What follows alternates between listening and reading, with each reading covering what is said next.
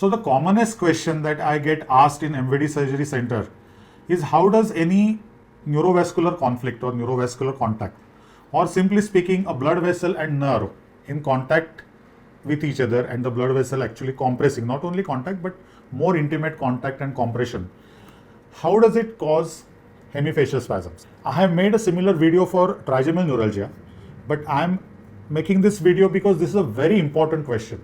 What exactly is the cause of hemifacial spasm? And if we understand it correctly, then we will understand why microvascular decompression surgery, which is a definitive surgery for the treatment of hemifacial spasm, should be performed as early as in the course of hemifacial spasms, not immediately upon starting, but when it is progressive and it is causing havoc in someone's life, social life.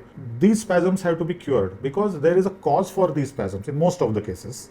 So there are a few exceptions, but let me not go in those exceptions. As you know, a nerve, facial nerve in this case, is a bundle of nerve fibers, and impulses are sent from brain to various organs in the form of electrical currents.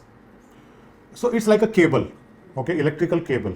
Now inside the electrical cable, there are multiple wires. If you pack all the wires together without insulation, there will be instant short circuit.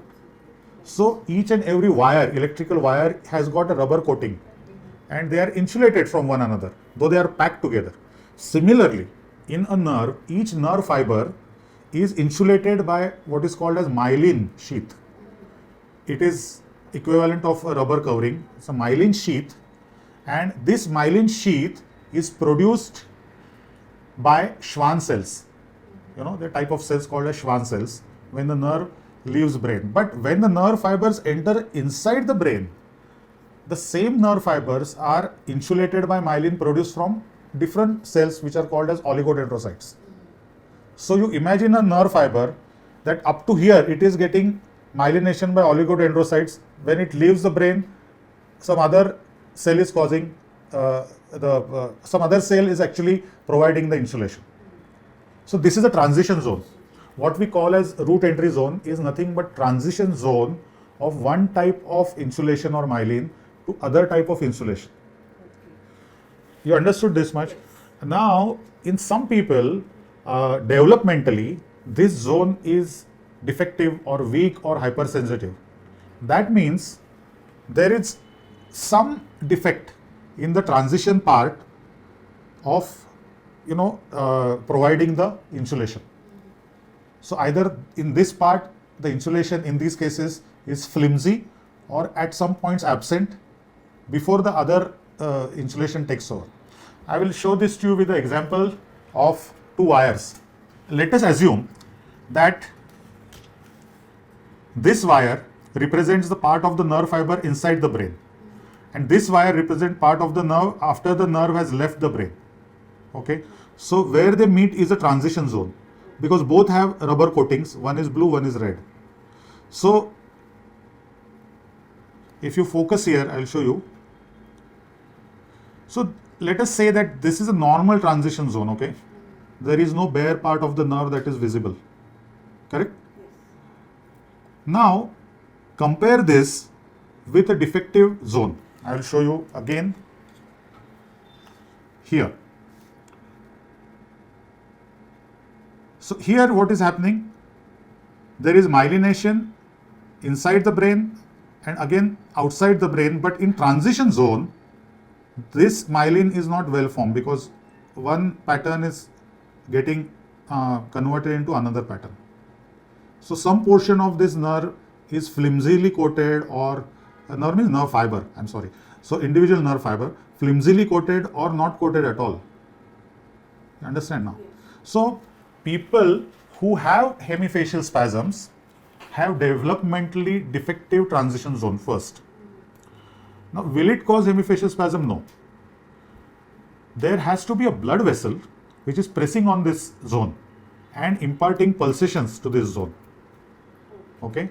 So this continuous pulsations which are hitting this defective zone is causing, in short, it is causing the short circuiting and hyperactivity of the fibers because the impulse is suddenly spreading in the area which is not insulated from one another.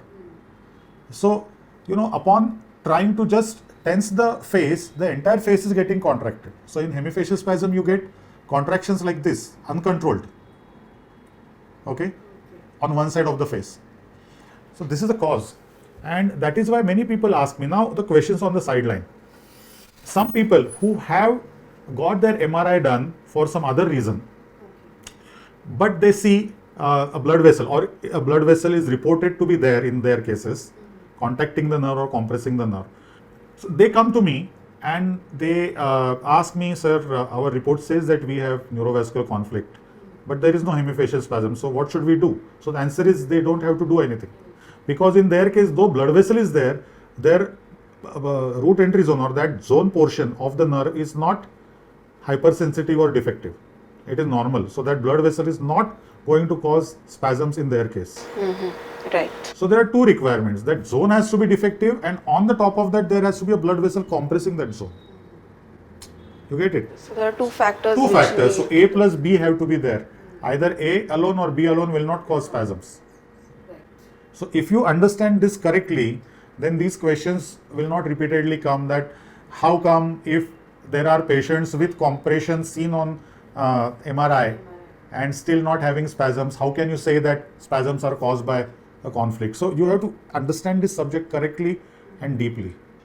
And of course, hemifacial spasms can be cured with microvascular decompression surgery in properly selected patients and properly performed surgeries.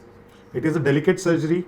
It is done in most awkward location, and it needs help of neuromicroscope and neuroendoscope.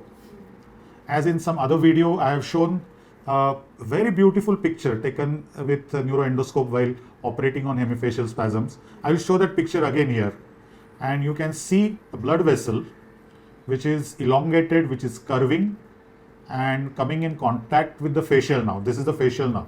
Okay. And you can see that there is a slight depression on the facial nerve. That is because this blood vessel has been compressing on this nerve for a long time and progressively elongating.